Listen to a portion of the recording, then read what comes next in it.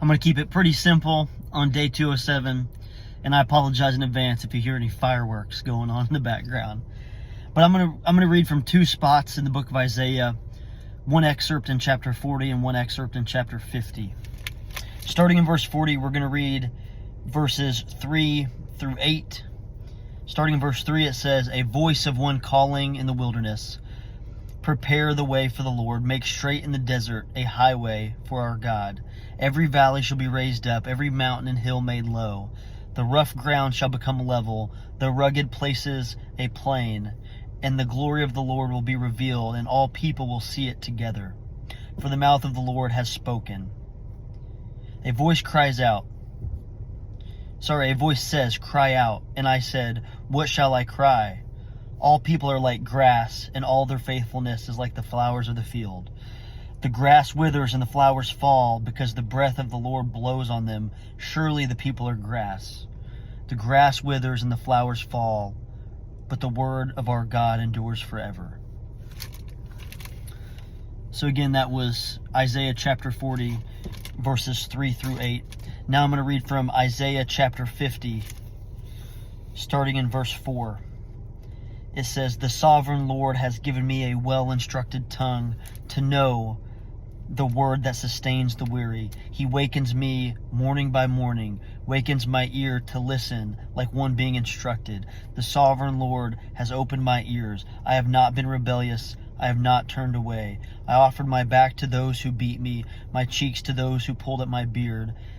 I did not hide my face from the mocking and spitting, because the sovereign Lord helps me. I will not be disgraced. Therefore I have set my face like flint, and I know I will not be put to shame. He who vindicates me is near. Who then will bring charges against me?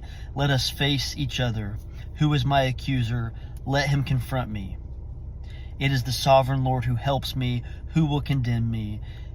They will all wear out like garment. The moss will eat them up. Who among you fears the Lord and obeys the word of his servant? Let the one who walks in the dark, who has no light, trust in the name of the Lord and rely on their God." So I read there from verses 4 through 10 in chapter 50.